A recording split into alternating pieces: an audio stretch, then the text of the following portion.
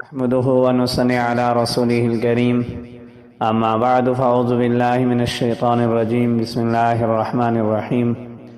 انسان کا سب سے بڑا سرمایہ اس کی اولاد ہے۔ مال وہ انسان کا حقیقی سرمایہ نہیں ہے، جائیداد انسان کا حقیقی سرمایہ نہیں ہے۔ انسان کا حقیقی سرمایہ اس کی اولاد ہے۔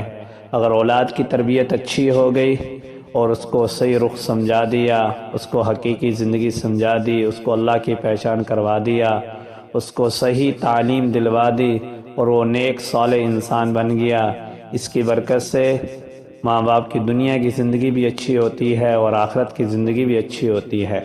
ہمارے ہاں یہ بات مشہور ہے کہ کم بچے خوشحال گھرانہ۔